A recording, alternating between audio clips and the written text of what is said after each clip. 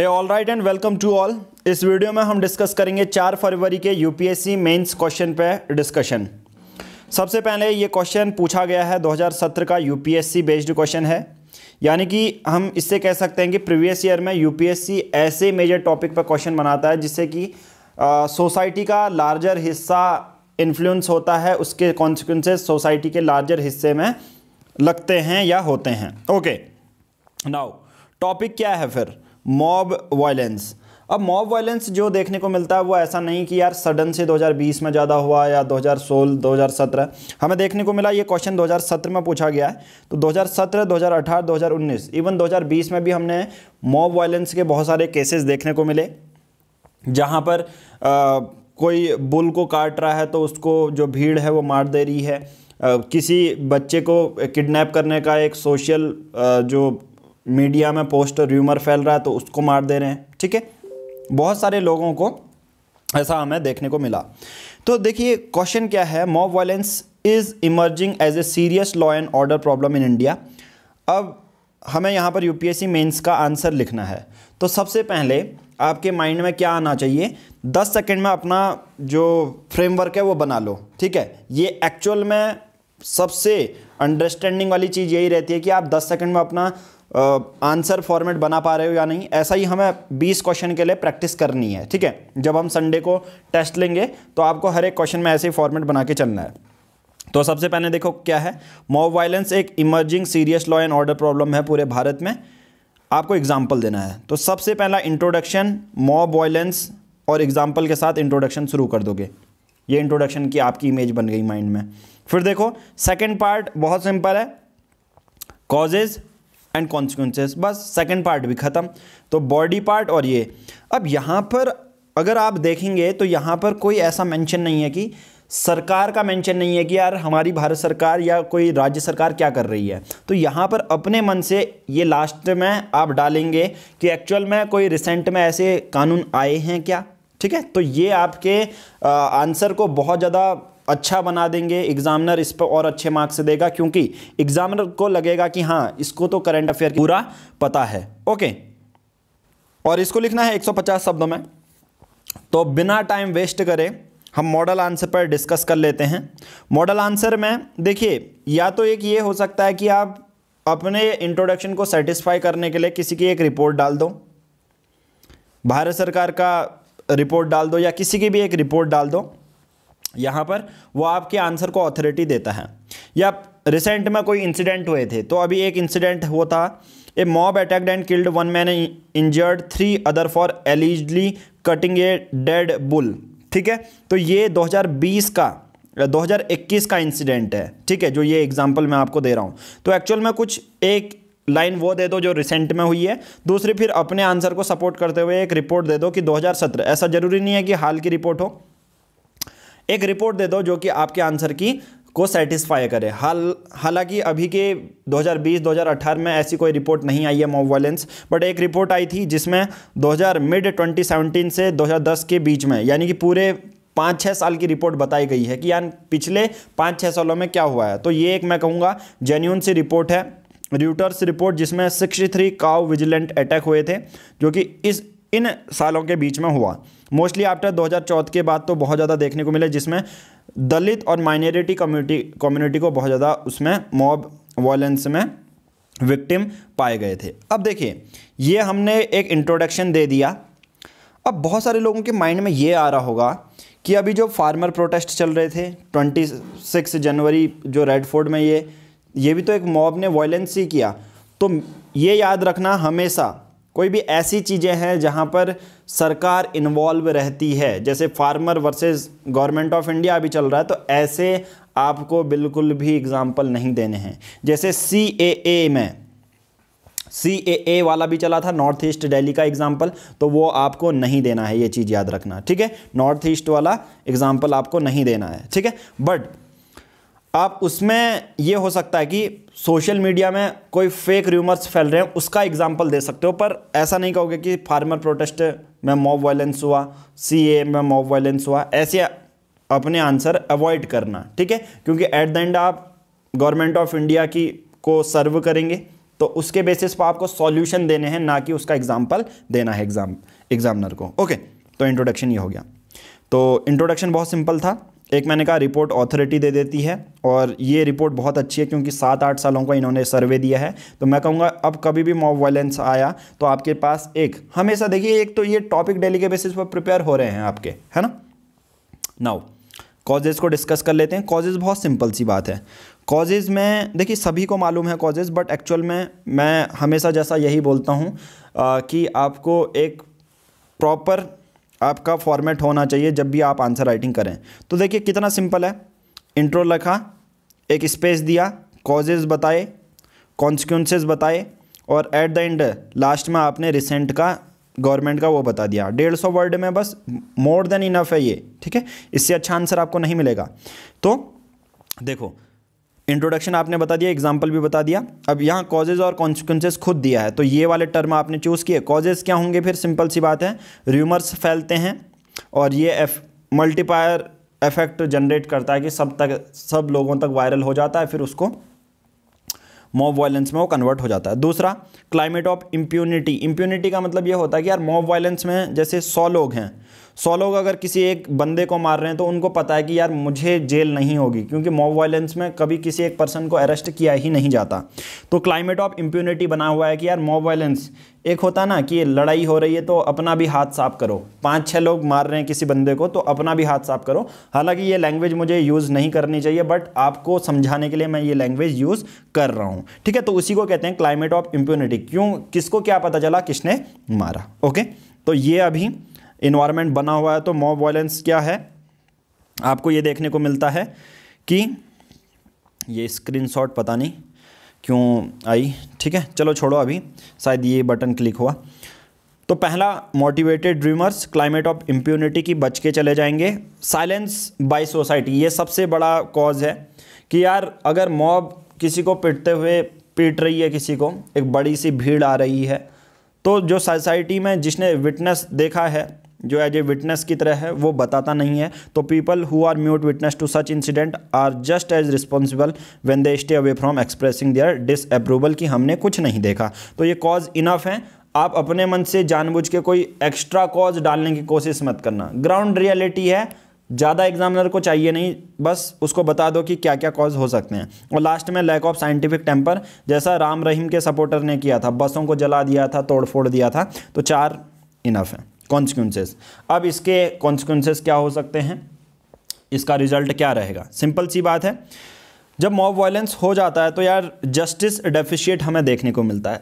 जग जाहिर है ये कि यार 100 लोग हैं, मॉब 100 लोगों ने मारा, 20 लोगों ने मारा, 10 लोगों ने मारा, उनको कभी भी ऐसा बहुत कम रेयर केसेस होते हैं जहां पर उनको पनिशमेंट मिलती है, नहीं तो वो बच के चले जाते हैं। तो कॉन्सिक्वेंसेज यही है कि यार डेफिशिएट ऑफ जस्टिस, इंसाफ का डेफिशिएट है, इंसाफ नहीं मिलता है। दूसरा, किसी एक पर्सन को मार दिया जाता है क्योंकि उसने बुल को मारा, और फेक्स र्यूमर्स में भी एक्चुअल में उसने वो काम नहीं भी किया होता है। तो सिंपल सी बात है, उसकी राइट टू लाइफ आर्टिकल 21 तो पूरी तरह वायलेट हो रही है। तो ये कॉन्सिक्वेंसेज होते हैं मॉब वायलेंस के। और मैं कहूँगा इसमें आपने पॉलिटिकल चीज़, कॉन्स्टिट्यूशनल चीज़ डाल दी तो ये आपके आंसर को और ज़्यादा अच्छा बना देता है, सुंदर बना देता है।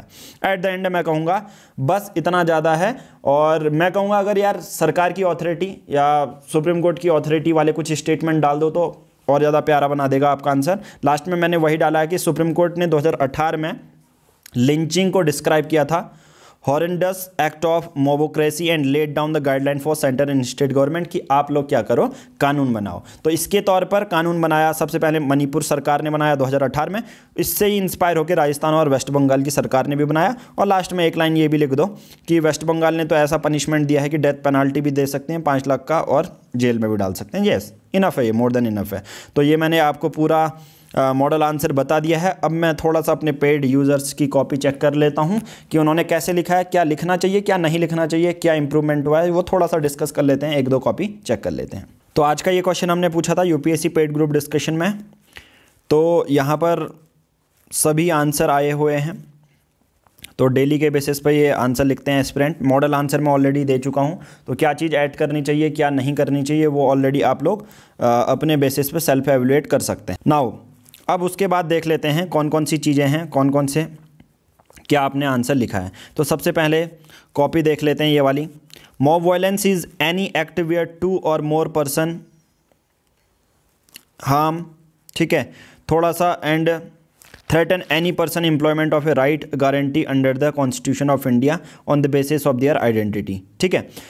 बट मैं ये कहूँगा कि देखिए सही है कि मॉब वायलेंस को आपने एक्सप्लेन कर दिया, बट अब मैं यहाँ पर एक सजेशन देना चाहूँगा सभी लोगों को, और जिनकी ये कॉपी है उनको भी, कि एक्चुअल में कुछ ऐसे वर्ड होते हैं जो बहुत ज़्यादा सिंपल रहते हैं कि उनको डिफ़ाइन करने की ज़रूरत नहीं है। आप सिर्फ इंट्रोडक्शन में किसी एक रिपोर्ट को मेंशन कर दो, या किसी एक ऐसी चीज़ को, जैसे ग्लोबल वार्मिंग है, जैसे ग्लोबल वार्मिंग आप उसके बारे में मत लिखो, डेफिनेशन मत लिखो, क्योंकि नॉर्मल सी चीज़ है। अगर वहाँ डिफाइन ग्लोबल वार्मिंग कह रहा है तो तब डिफाइन करो, ना तो मत करो, ठीक है। तो यहाँ पर जैसे बोल रहा है कि mob violence is emerging as a serious law and order problem, तो यहाँ पर एग्जामिनर ये नहीं चाहता कि मॉब वायलेंस का आप डेफिनेशन दो, क्योंकि मॉब वायलेंस एक सिंपल सा वर्ड है जिसको डिफाइन करने की ज़रूरत नहीं है, ठीक है। मॉब वायलेंस जो भीड़ के द्वारा वायलेंस किया जाता है, तो इसमें कुछ एग्जामिनर को अलग सा बताने की ज़रूरत नहीं है कि हाँ अरे ऐसा ऐसा है, इसको डिफाइन करने की ज़रूरत है। तो आप इसमें ये सुधार कर सकते हैं कि रिपोर्ट दीजिए, तो आपका आंसर और अच्छा हो जाएगा। तो मेरा काम यहीं पर है कि आपके 1-2 आंसर कॉपीज़ को एनालाइज करो और बताओ कि एक्चुअल में क्या मिस्टेक हम लोग एक्चुअल में करते हैं, क्योंकि यहाँ पर हम मिस्टेक सुधार लेंगे तो सिंपल सी बात है, अब यार मॉब वायलेंस या ऐसे कुछ आंसर आ गए तो आप बाद में आप सुधर जाओगे, ठीक है। ये देखिए यहाँ पर एक एग्जांपल अच्छा दिया, 2010 से 2017 के बीच में 63 काऊ केसेस हुए, तो मैं कहूँगा रिपोर्ट मेंशन कर दोगे तो बहुत ही अच्छा है। और ट्राई ये कीजिए कि जो सिंपल से वर्ड है मॉब वायलेंस, उसको डिफाइन मत करो, रेदर देन रिपोर्ट दे दो। कॉजेज ऑफ मॉब वायलेंस बहुत अच्छा है, डैश करके आपने लिखा है, behavioural attitude, fear of loss of identity. Yes, यहाँ पर हमें ये देखने को मिलता है कि लो इमोशनल इंटेलिजेंस, थोड़ा सा देखिए एग्जामिनर को ये बताइए कि थोड़ा सा ग्राउंड रियलिटी और थोड़ा सा एक्सप्रेस करके, और ठीक है। बिहेवियरल एटीट्यूड तो ठीक है, बट इसको और अच्छे से एक्सप्लेन करते तो हो जाता। आप कहेंगे फिर वो कैसे, मैं कहूँगा मॉडल आंसर मैं दे चुका हूँ, आप उसमें से ऐड कर सकते हैं। फिर consequences, weakening of our democratic fabric, erosion of tolerance, yes, जो कि आपने सही लिखा है। Non fulfilment of justice, yes, या deficient in the justice system, ठीक है। बाकी mob violence is increasing become threatening to our democracy, however we must have faith. और मैं ये यहाँ पर ये कहूँगा कि आपने सही लिखा है, गांधी जी सेड, गांधी जी का कोड डाल के करा तो बहुत अच्छा है। बाकी आप इसको थोड़ा सा और कम कर सकते हैं, ये 4-5 लाइन को 2-3 लाइन में और थोड़ा सा कम कर सकते हैं, क्योंकि 150 शब्दों का है, बट जो वे फॉरवर्ड है थोड़ा सा कम कीजिए, ठीक है। और यहाँ पर गांधी जी कोट वाला तो अच्छा है, बट ट्राई ये करना कि जो मैंने एक मॉडल आंसर में लास्ट में दिया है उसको ऐड कर लोगे तो अपने आंसर में 4 चांद लग जाएंगे। ओके, नेक्स्ट है mob violence can be seen as the reflection of displacement of responsibility by state which blames people for taking law in to their own hands and by citizen who justify their action. मैं कहूँगा ये एक अच्छा answer है। Delhi riots 2015, Dadri mob lynching, ठीक है, ये आपने ठीक लिखा है। Causes of mob violence, hate speech by politicians, yes, बहुत अच्छा answer. Lack of law order functioning, rising intolerance among some groups, social inequality in India. Social inequality, yes, ये एक अच्छा ऑप्शन है कि सोशल इनइक्वलिटी भी एक कॉज है, बट ट्राई ये कीजिए, अगर मैं आपको ऑप्शन दिखाता हूँ तो एक्चुअल में आपको जैसे कॉजेज़ यहाँ पर हमने लिखे हुए हैं, तो ये कॉजेज़ अगर आप देखोगे तो ग्राउंड लेवल पे है जो एक्चुअल में होते हैं।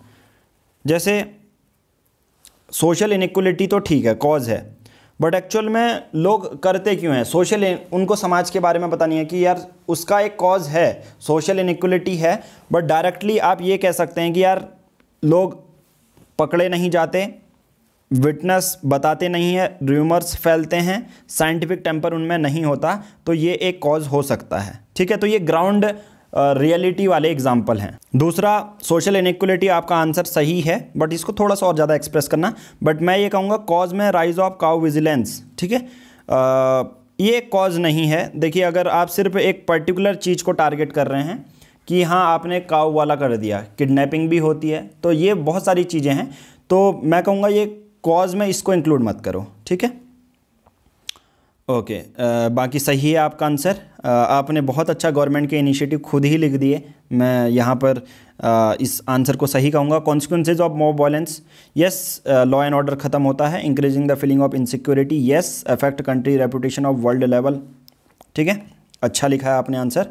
और गवर्नमेंट इनिशिएटिव भी आपने, creation of nodal officer in each district, मैं यहाँ पर कहूँ यस। देखिए मणिपुर एंड राजस्थान ने आपने बहुत अच्छा लिखा, बहुत बढ़िया है, बहुत बढ़िया। ठीक है, सही आंसर है।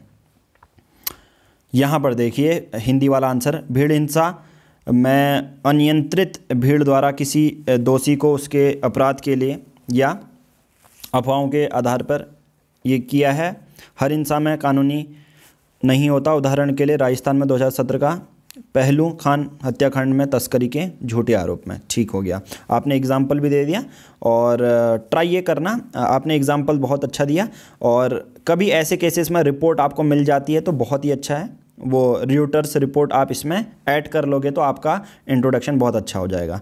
आपने बहुत अच्छा स्पेस दिया। भीड़ हिंसा के कारण आप डायरेक्टली दे रहे हैं सोशल मीडिया द्वारा अफवाहों के, बहुत अच्छा है। भारत में 40% युवा, ये देखिए बहुत आपने एग्जाम्पल भी दे रहे हो। भारत में धर्म जाति की घृणा के उत्पन्न, ठीक है, ओके। भीड़ हिंसा में संलिप्त लोगों के खिलाफ कोई कानूनी कार्रवाई नहीं होती। जैसे क्लाइमेट ऑफ इम्प्यूनिटी आपने ईजिली मेंशन करा, मैं कहूँगा कॉज बहुत अच्छे लिखे हैं। उसके बाद भीड़ हिंसा के प्रभाव, कॉन्सिक्वेंसेस क्या हैं। आगे की राह, जो कि आपने सोशल मीडिया पे नियंत्रण, आपने सॉल्यूशन भी दिए हैं। और मैं कहूँगा कि अगर देखिए 150 शब्दों में अगर सॉल्यूशन अगर मेंशन नहीं करता, जैसे कॉज और कॉन्सिक्वेंसेस खुद मेंशन किए हैं यूपीएससी मेंस के क्वेश्चन में, बट अगर वो सॉल्यूशन मेंशन नहीं करता तो आप 2-3 मेंशन कर सकते हैं और गवर्नमेंट के इनिशिएटिव भी इंक्लूड करें। ओके, ये देखिए आपने बहुत अच्छा, वही है सुप्रीम कोर्ट के आपने लिख दिया पश्चिम बंगाल की तरह। आपने हर चीज़ इसमें फुलफ़िल की है जो कि होनी चाहिए थी। ओके, बाकी ऐसे बहुत सारे हमारे पास आंसर अभी हैं। तो आप लोगों को मैंने मॉडल आंसर भी बता दिया, कॉपी के बारे में भी बता दिया कि एक्चुअल में जो चीज़ सिंपल सी बात है। अगर मैं यहाँ पर एक ये कहूँगा कि जैसे इन्होंने उदाहरण भी दे दिया, और भीड़ हिंसा अगर आप नहीं भी डिफ़ाइन करते तो चलता, रिपोर्ट यहाँ पर और अच्छे से मेंशन कर देते किसी एक रॉयटर्स रिपोर्ट, तो और इंट्रोडक्शन अच्छा हो जाता। पर ये हम नहीं कह सकते कि हाँ ये इंट्रोडक्शन गलत था, आपने तो गलत ही लिख दिया पूरा। मैंने कल भी कहा था इंट्रोडक्शन सब लोगों के अलग हो सकते हैं, बट एक्चुअल में किसी एक सिंपल शब्द को आप डिफ़ाइन मत करना अगर कभी आता है तो। ठीक है, ये एक सभी लोगों के लिए सजेशन है। बाकी आज की इस वीडियो में इतना ही। Thank you.